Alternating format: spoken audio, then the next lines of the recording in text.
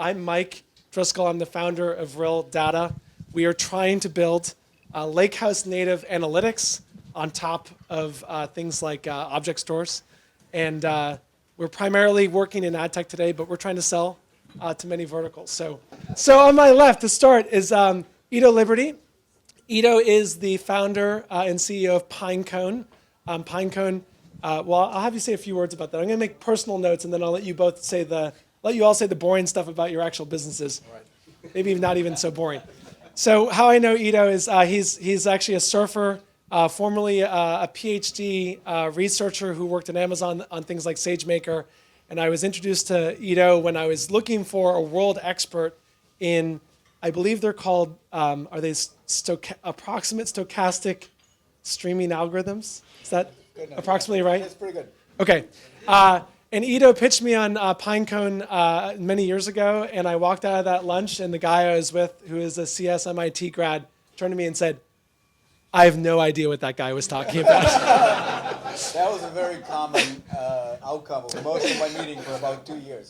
So turns out we didn't know what he was talking about, but Edo did, and it's been working out well. I'll say a few more words. Next, we've got Erik Bernhardsson. Erik, hopefully I haven't butchered your name. No, that's fine. Any pronunciation. Erik, I've known Erik online. I've been a follower of Erik's blog and his banger tweets his zeets, I guess, for quite a while.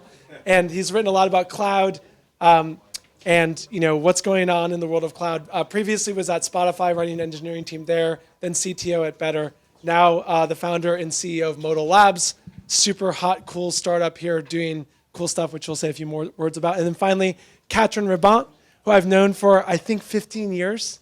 That's how old we are.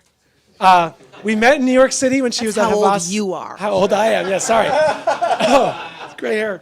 We met in New York City 15 years ago when I was working with Green Plum back in the day. She was running the analytics team at Havas Media. Went on to found Valderrama, exited that to Salesforce for almost a unicorn amount. Very close to unicorn amount, but it was cash, so it was real money. Instead of the fake unicorn valuations. Now she's the founder of Ask Why, and we're going to ask her why she's starting that company, what it's about. So, without further ado, I think I am going to have to then start with the first question. We're going to start with Katrin and go back this way, which is, we'll start with that. Katrin, tell us, what is Ask Why? In the context of data and AI and analytics and the mad landscape that has hundreds of logos on it, why are you bold enough to start yet another analytics startup? Well, you are partially to blame for that. Because when we talked a couple of years ago, 2-3 years ago, and I was kind of contemplating what to do with my life, Kite surfing in Greece is what you were doing at that time, I think. True, quite a bit of it. And, it gets boring. Yeah, it does. I didn't believe that either. But there's a point where you need to do, at least I need to do something. And I was contemplating Harder tricks. What do you mean? Sorry? Harder tricks. Yeah, not enough. Push farther. There's an age, Mike's age, for example, where you have to slow down with those things. So, recognize the fact that some people are meant to build things, and that's what we need to do. And some people amongst those are chasers of white whales, aren't they? And my white whale is ETL for non-technical users. That's really what I'm passionate about. That's what I need to solve. I will fail at it my entire life. And that's okay. I will pursue it my entire life. And that's why Ask Why is, from a personal point of view, that's why Ask Why is there. From a business point of view, that landscape or any other landscape of solutions is super noisy, obviously. However, I have this mad belief that I can, still do something for those business users who have problems that they can't solve, data that they can't harness, that just doesn't come fast enough, doesn't come in the shape that it needs to come to make decisions. It just isn't there.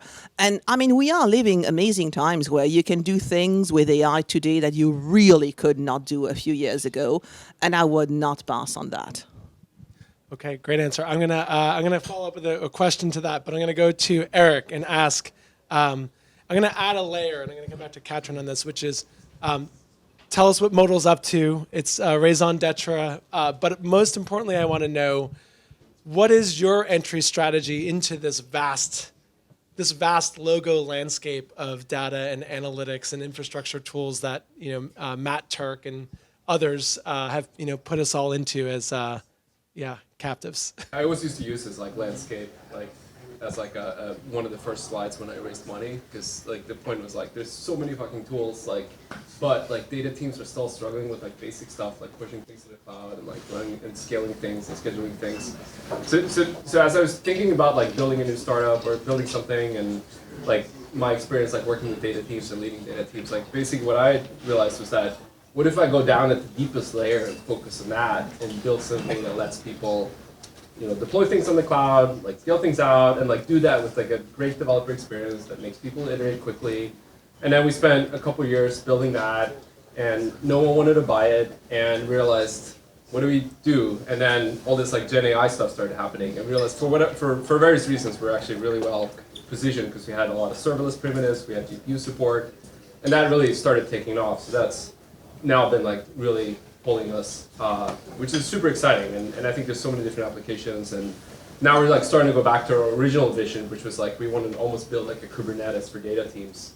But the biggest use case for us is various types of Gen AI models, Stable Diffusion, ControlNet, like hosting those models and scaling it out and dealing with all the infrastructure, but also starting to see some users do biotech for 3D rendering. And what Modal does is really just like hosting all those things in the cloud, and in a way where you don't have to think about infrastructure.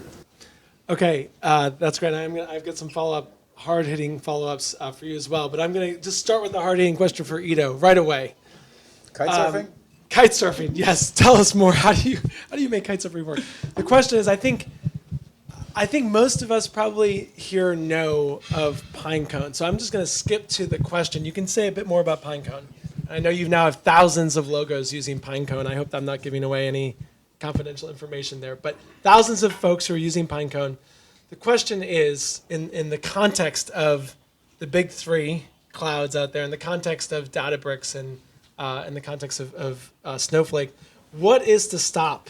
How do you build a moat that keeps one of these other big players from, and we just saw Timescale announced just today or yesterday that they built an embedded vector database. What is the moat for Pinecone? How do you maintain your lead ahead of some of these other behemoths or upstarts?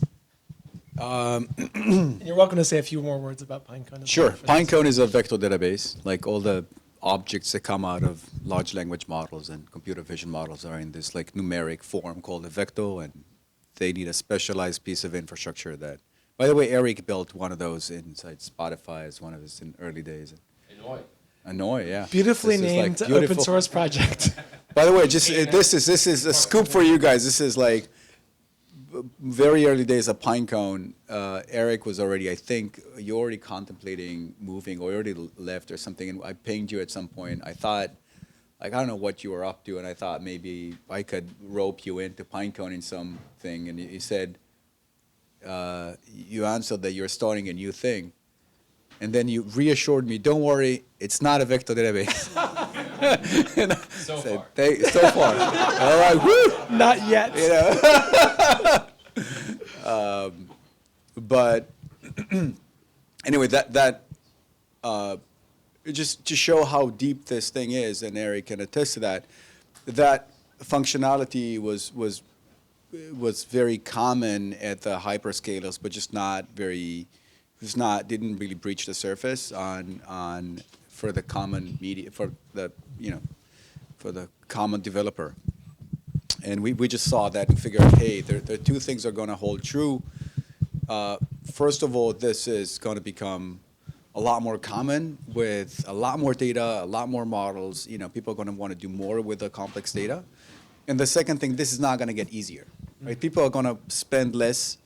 They're going to want it to do a bigger scale, and we really have to make some fundamental progress here, right? And so we have like a whole team of PhDs and principal engineers and like high performance computing folks and so on, just like squeezing the lemon more and more and more and more. And that's what we've done for 4 years, right? And so I worked at AWS, right? And we've all worked in big companies. Like there's just so much you can solve with headcount, right? I mean, this is like, Amazon would want to go after us. Like, yeah, they put 50 headcounts on it, but okay, what's that going to do? Like, I worked on launching SageMaker. We had more than 50 headcounts. It was still not a good product for a long time. Still not you can double up on that. I mean, I'm sure you agree. I think So. I think so. Okay. That maybe that's the reason why, but anyway, so that's my long answer, which is again, this is a group of enthusiasts and developers and engineers and like people who really care about this thing. I get excited about the fact that this problem is hard, and I get excited about doing the hard work. And building databases is hard. You have to be passionate about the bits and the bytes and the millisecond that you lose here and the millisecond that you lose there. That takes a long time to build. Right. Okay, Katrin, we're going to go to talking about open source and open versus closed business models. I think, ironically, as someone here as the moderator, I'm a huge fan of open source software, and the last couple of companies I've been a part of have both used and created open source tools. But I think it's fair to say that all three of you have closed sourced products. And so, that's, and you've been quite successful with at least that approach. I guess I would ask you, Katrin, as you thought about both thinking about Datorama, looking back at, kind of distribution models, thinking about open source and open versus closed standards and formats, how have you thought about that decision with your new company? How did you think about it in the past with Datorama? How do you intersect? Because that's such a big part of the data community is open source and open standards and protocols. It is.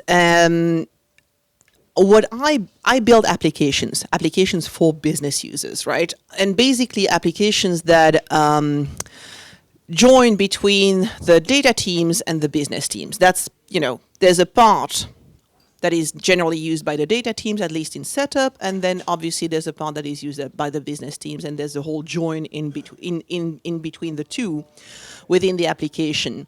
Primarily, if you sell to the business, open source is probably not your winning strategy because they typically don't really care.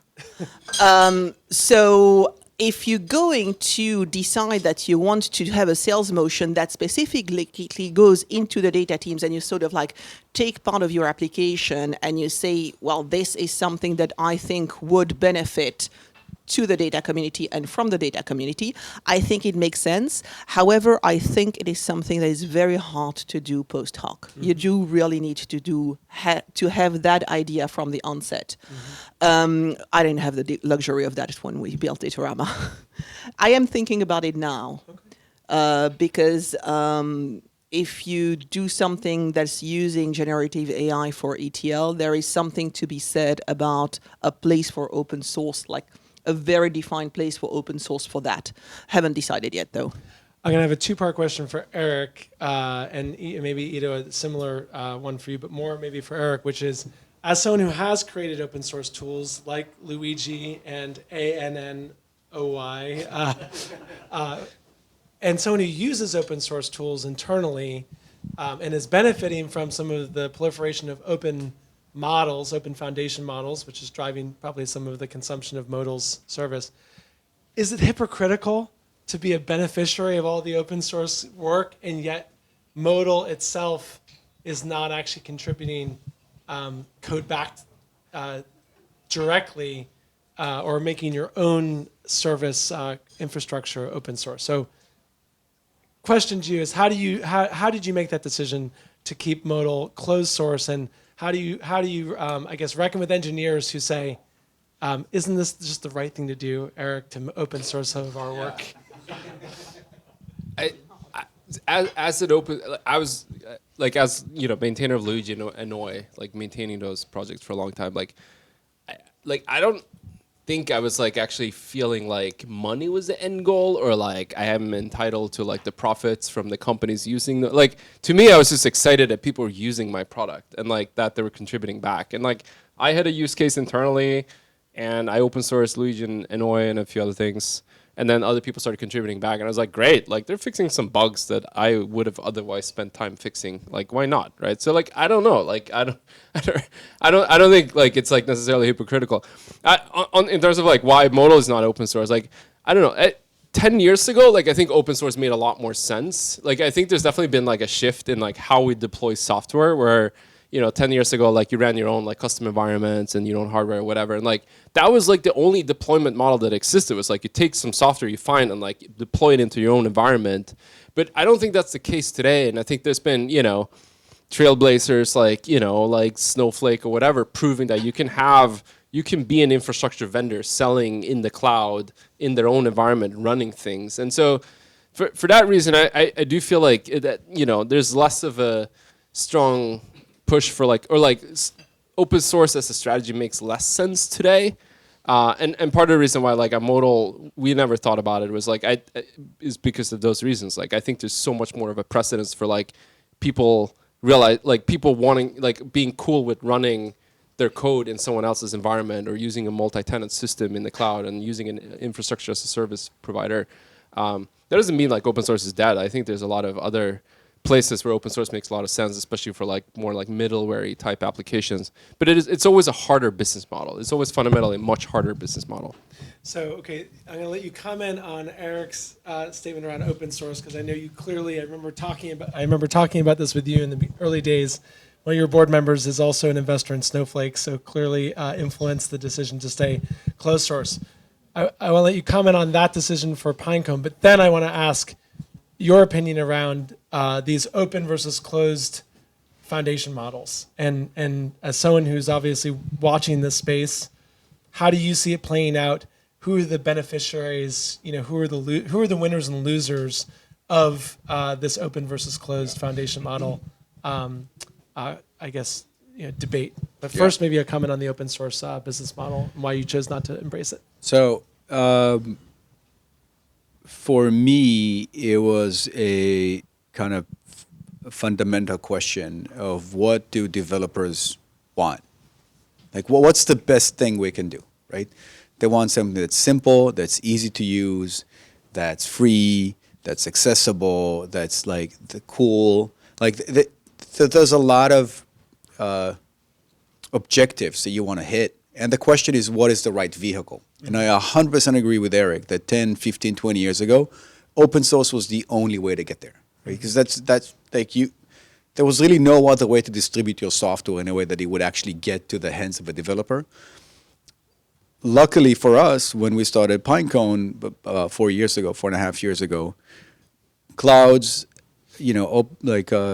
managed services and so on were common enough as a consumption model that ended up, in our opinion, being the better option. So you don't have to provision, you don't have to install anything, you don't have to figure out how to set up the like Kubernetes environments and so on. Like, everything is running for you, everything is ready to go. And at the same time, we decided, hey, because this is the objective, we have a very, generous free tier that's just like free forever. We're not like bait and switching you on like, oh, use it for 2 weeks. I'm like, it's free, run with it. If that's, and it's pretty generous. We have thousands of applications running on the free tier in production. Even though we tell them, don't go to production on free tier. There's no support SLA. It's free. Like, we can't afford it, but they still do it. Like, great. I'm very happy with that. I mean, so we publish papers. We tell people about what we build. Like, we're not secretive or defensive or not generous with our IP or our even literally our money. I mean, we run the free tier ourselves, and we actually pay for it, right? So for me, the question was, how do you accelerate the developer experience, accelerate developers and give them the best experience and the best value? And when we did the math, we figured open source is just not the right model for us. I mean, it's not going to help. Mm-hmm. Okay, but the second question then, who are, in your view, winners and losers of this open versus closed foundation models kind of race, I would say, or controversy? I don't know what, how it's going to shake up. My 2 cents is it's not going to be decided by what's open and what's closed. I mean, that would be, that's, something they put on the marketing materials, right? But like, if OpenAI's model was open source, would you use it more or less or just the same? Like, probably just the same. Like, okay, I mean, or vice versa, right? Have you actually looked at any of the, code that generated the open source ones? No. I mean, you just know the open source. I mean, how does that even help you, right? So it's in my opinion, not a huge issue. And the vast majority of companies that use open source software never contribute like a single character to the code base. And many of them don't even look at it. Right? They just like know it's open source, and so they're happy, So, I mean, for me, again, I don't know how it's going to shake up, but I'm willing to bet that the openness versus closest is not going to be a deciding factor. I'm going to go back to Erik. What is your thought on that? I maybe have a different opinion. I actually think, despite what I said about open source maybe being less of a business model, I think actually like I'm more of a fan of open source in this space because it's more about like open science. And I just think back at like machine learning and AI. Open science, like if I just think back about like research for the last like 2-3 decades in AI or whatever, like it's always been driven, like the latest advances has always been on like archive and GitHub.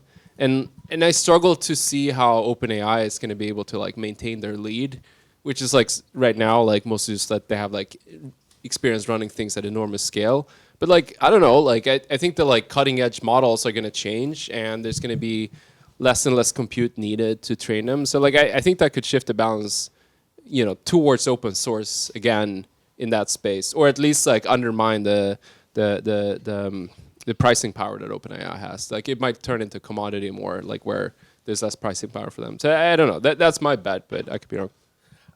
Okay, so give me believe it or not, my last question, and I'm going to open up from questions from the audience, but it's going to be the question for all three of you, which is we talk. Both Erik and Edo, you're building businesses that provide infrastructure for other folks that are building applications and products that might incorporate AI into them.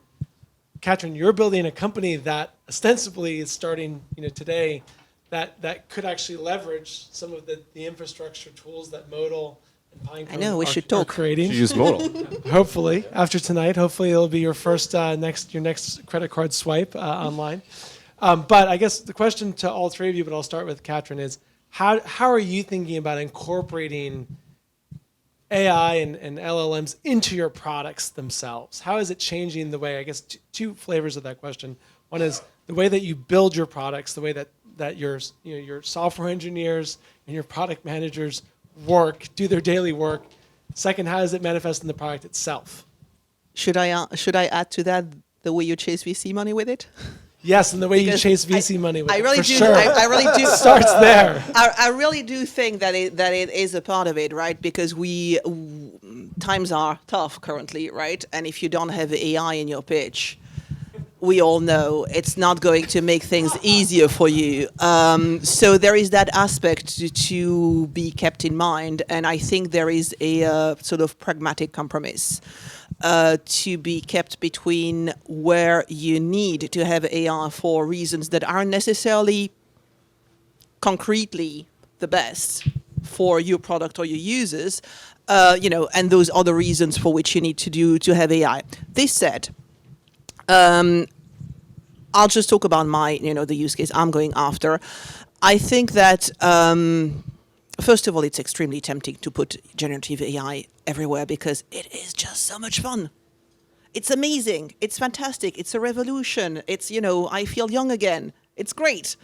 And then, once you start thinking a little bit about it and where it really is useful versus whether other types of technology are more useful because they are more specialized, and for example, using AI for that is like, I don't know what the expression is in English, trying to kill a mouse with an elephant, and also not being very efficient at it because you're kind of like just probabilistically stomping and thinking like, what is the next place where the mouse would be? It's just really not working very well. I think AI is very good for disambiguation.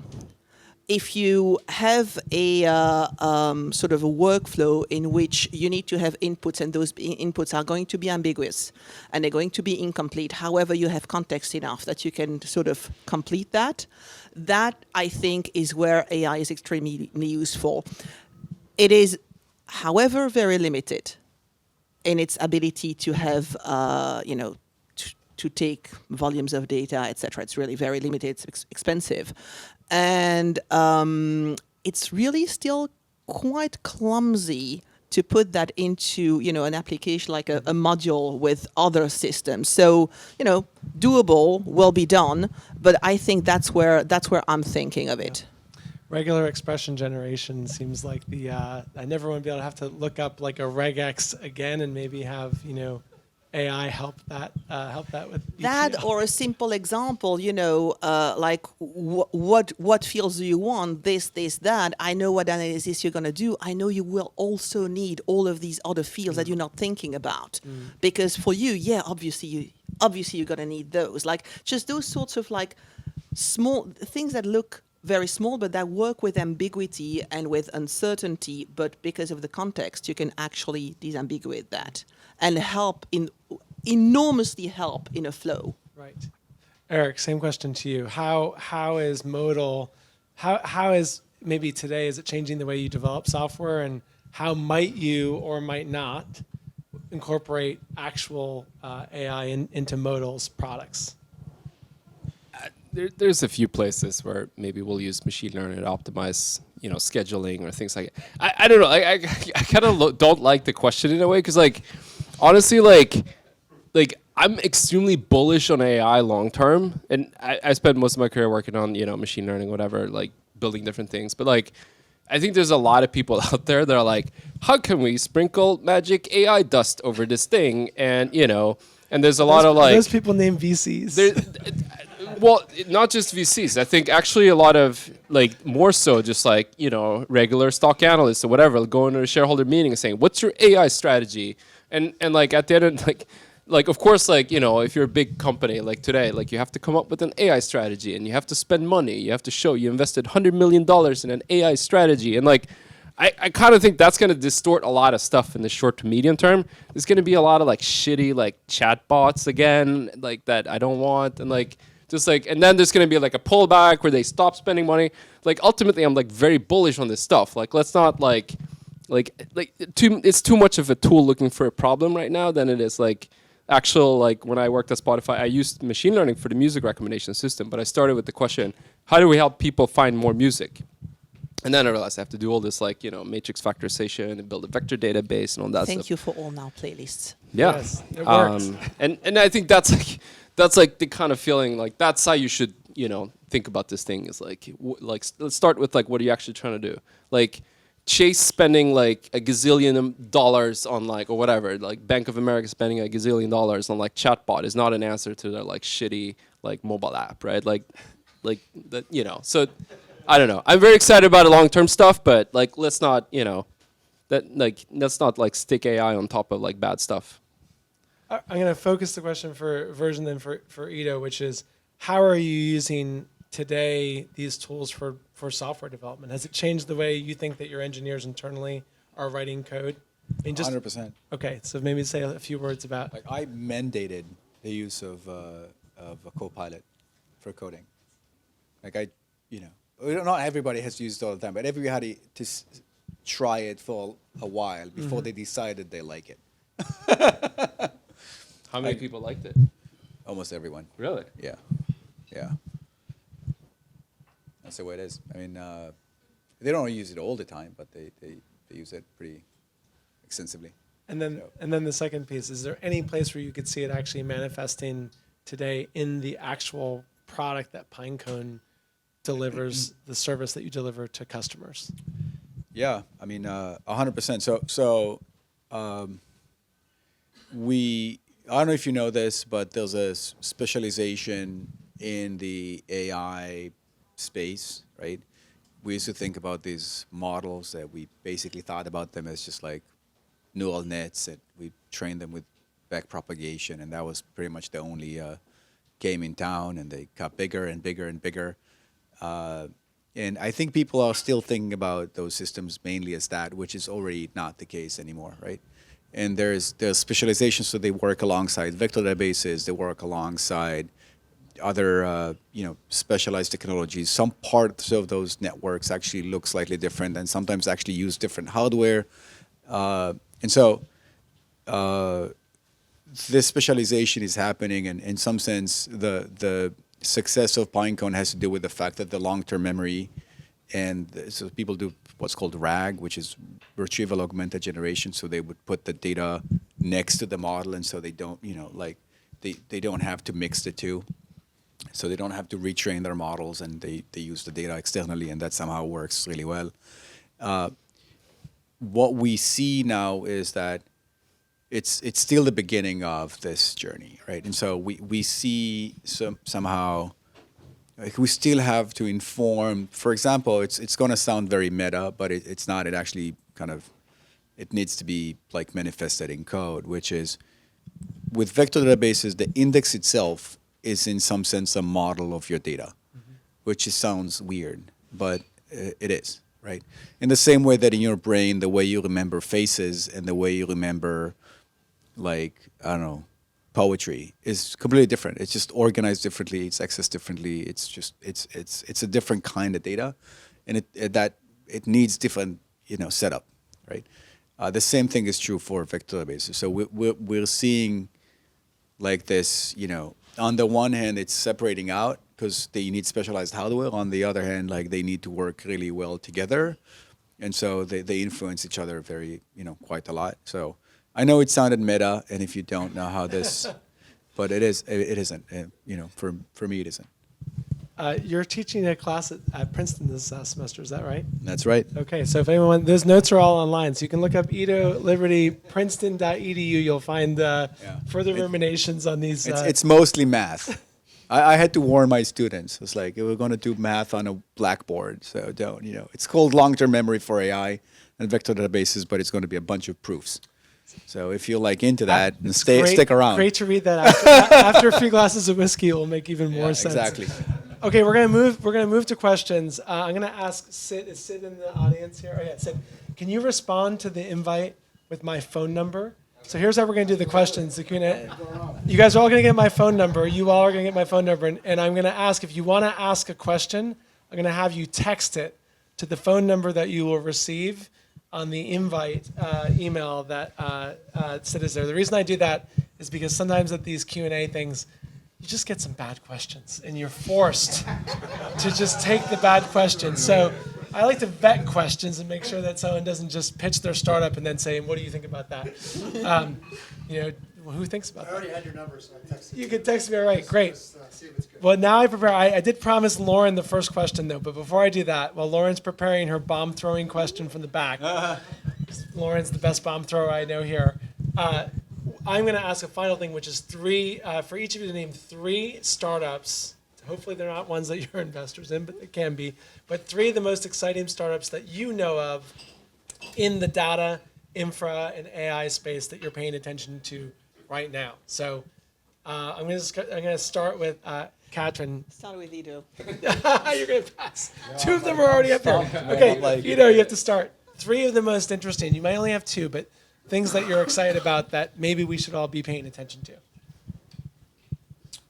Wow, that's such a hard question. It is. Man, I'm on the spot. I'm going to have to think about it for a minute more. I'm serious. Okay, I'm going to answer it first myself. Okay, you do it. This is then. going to be You take it. completely, I'm just going to, I'm going to name just startups that are in the room here. So one is Drifting in Space. Paul and Taylor, if you haven't checked them out, building some really cool tools for serverless applications. The second is, I'm gonna Ciro, are you here? Okay, Ciro, is it Bauman? It's Bauplan. Bauplan, Bauplan. It's just a German word because it's funny and never. So your German words are they're so mellifluous, they roll off the tongue. Some Italians picking German words for their startups. This is, Bauplan, and if you haven't seen it, there's a paper that Ciro and his colleagues wrote called building a serverless data lake.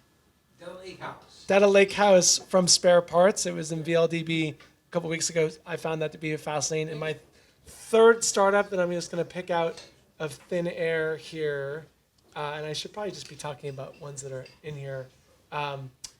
Okay, well, I mean, I'm just going to call it out. Great. David here from Estuary. Estuary is working on stream processing. Very cool startup here in New York City. Still early days. Has built some very cool stuff, and I have not caught up with you, Dave, in a long time. But I would like you definitely the beneficiary of us checking out what Estuary has been up to since we last talked. Okay, those are my three. But then I'm going to go now down the line fast. I bought you guys some time. Katrin, you're Okay, gonna go I'll first. do one. Can it be Yes. not data? Which one? Can it be not data? What's it called? It's called EaseUp. I'm Belgian. It's actually a Belgian startup. Okay, nice. And they help companies like us manage equity plans in non-US locations. Okay, ease up. Spelled with a Z or with a? With an S. Okay, S. Okay, great. We can check that out.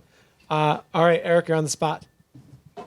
I like what Hex is doing. I think they're doing a good job, like rethinking dashboards and analytics.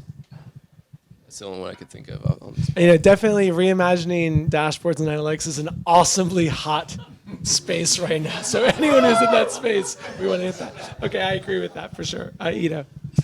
I'm going to have to pass, man. I'm like, there's like, you know, it's hard, and I'm it's both hard, and I'm going to offend so many people. By not mentioning. There's this company. I'm going to hard pass. There's this company called OpenAI in San Francisco. You might have heard of it. They're doing well. think they're doing okay. Yeah, exactly. I hear good things.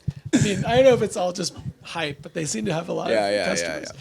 Okay, Lauren, bomb throw from the back. First question goes to you, and you have to direct it at one of the panelists.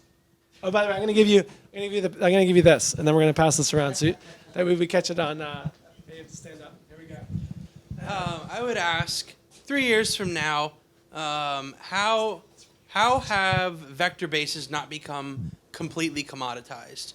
What are you doing from a go-to-market perspective, product perspective, to build that moat, defend that moat, and stake your claim as Pinecone as the #1 player and like the go-to for that? That's right at you, man. Sure.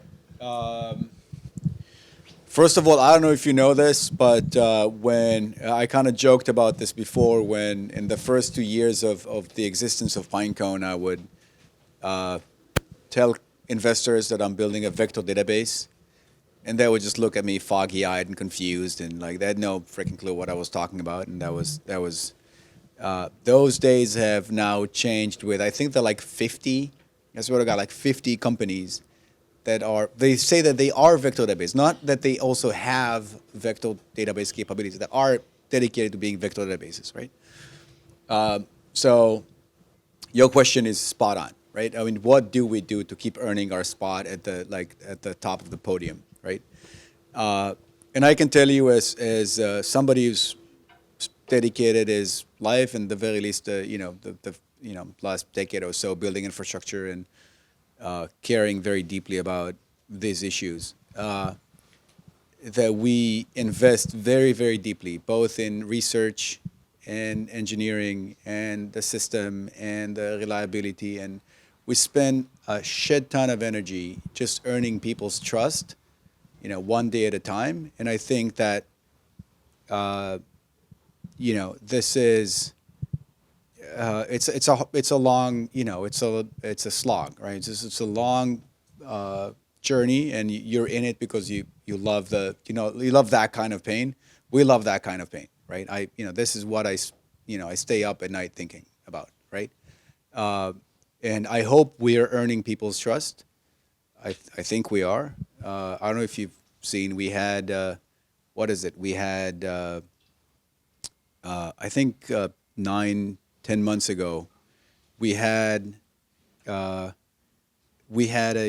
young engineer who wrote a script to delete old defunct data out of free users that left the system months ago, right?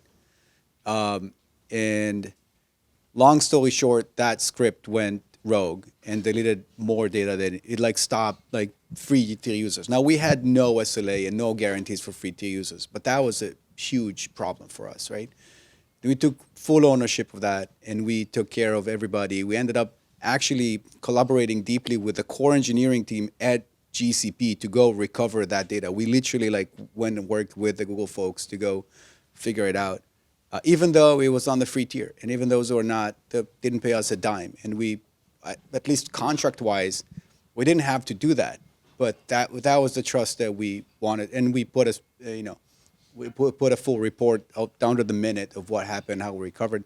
I think for us, that's how we win. And we build the best platform, and we earn trust one day at a time, and hopefully people see that. And you don't delete your users' data. And if you do, you will. We recovered everything. I can. By the way, this comes at the heels. Just so you understand what was happening on our side. We started Pinecone was only used by very savvy developers, right? And so if you signed up for a free account, you got a CPU and you got I forget what it was, like 4 GB of RAM and like a 20, 30 GB SSD and like a bunch of networking, and you got a lot for free, basically, right? And then Auto GPT happened. I don't know if you remember what Auto GPT was. It was like this kind of like random agent, like the first like really viral engine that went out. And we started having 10,000 signups a day. We started provisioning 10,000 CPUs a day for weeks, right? We started hemorrhaging millions of dollars a month, right? We had to do something. Delete those users. We had to figure out something, and so and most of them were using the service for about 5 seconds.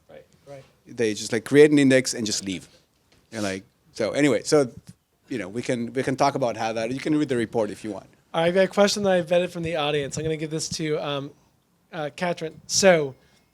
You've got a lot of founders here in the room. You've also got some folks who are probably thinking about starting a company, and maybe they're at a safe, big, comfy FANG company right now. I'm going to ask, not for this company you're starting, but for Datarama, because I think anyone who's a second-time founder that's had a big exit, it's kite surfing in Greece and getting bored. It's a different question, but for that previous leap of faith, how did you?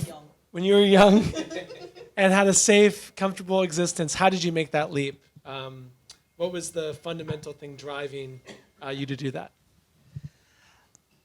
I think those variables are very personal to everyone, right? There is a question of what drives you, just period, what drives you.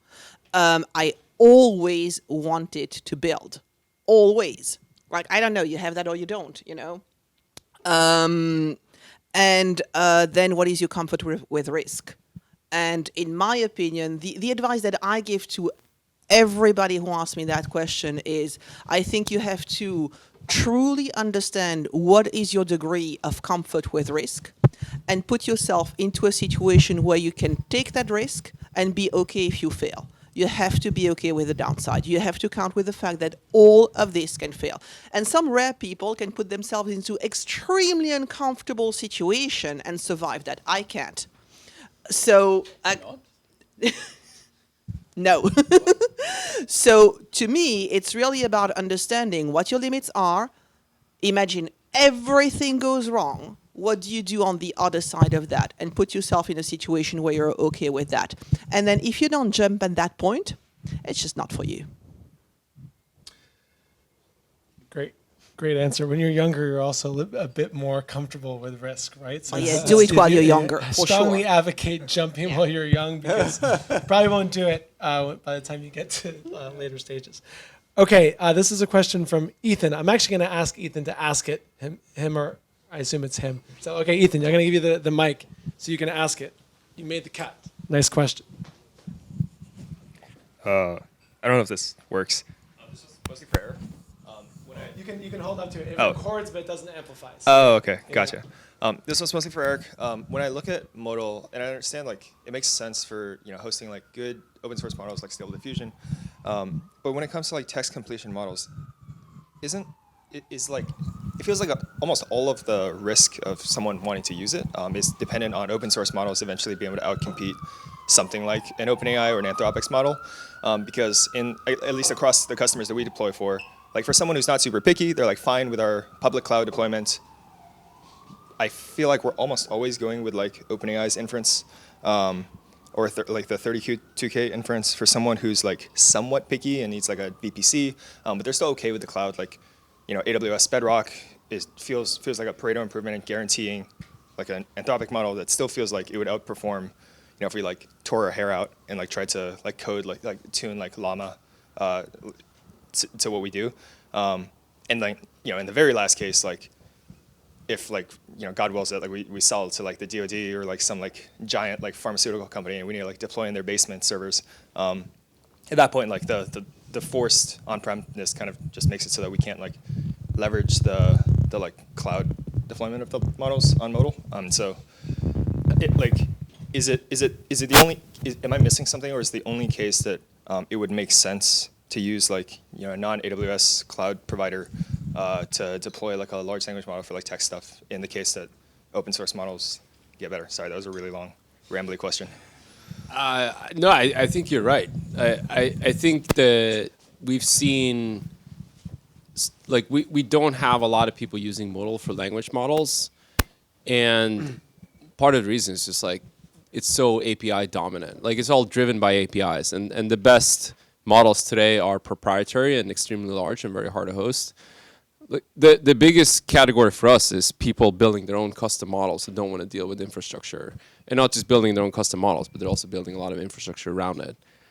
So that's the segment we focus on. I tend to think that the segment slightly above us, like the sort of AI API, where like you can just pick a popular model and call it, I tend to think that that segment is going to have a harder time, maintaining competitive advantage, against each other. We're building a layer below, which is the infrastructure. You can run custom code and Modal, and that's a hard thing to build. And fundamentally, there's like, 10, 100,000 machine learning engineers out there training their own models, deploying their own models, and that's where we see our strong competitive advantage. Okay, this is the last question, which is just a numeric question. Then we're going to go back to actually mingling and chatting and having lots of questions and dialogue. Numeric question. So this is a question with a numeric answer. Oh, okay. For each of you can give a floating point. That's right. This will be a floating point decimal. A floating point number is accepted here.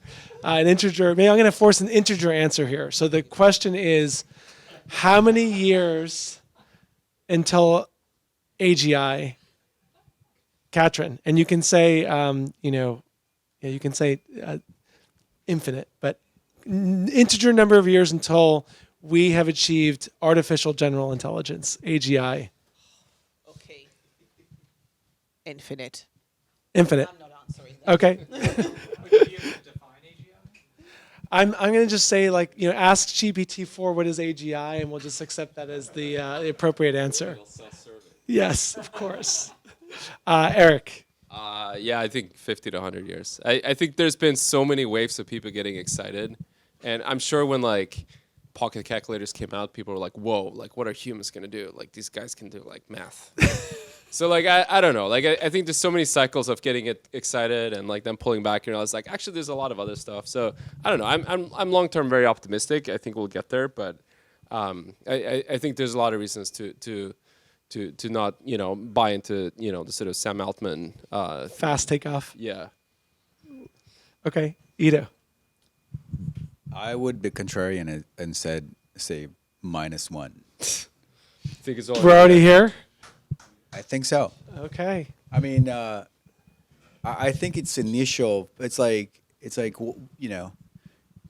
think about life on Earth. The first life was pretty basic, but it was it was a step function above non-living matter, right? I think we've done that. Okay, I think we've figured out something fundamental, and I think there is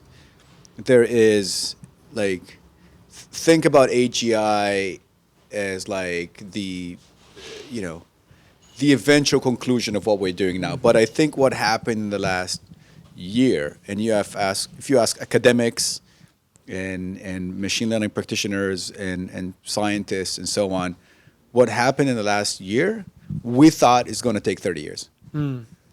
Like none of this we could we could foresee, right? And so I think in some sense we are there in the sense that we've made the qualitative jump. Now it's about figuring out, like getting it better, faster, bigger, more accurate, stop hallucinating. Like, we have a lot to figure out, but I think the binary jump has already been made. Okay.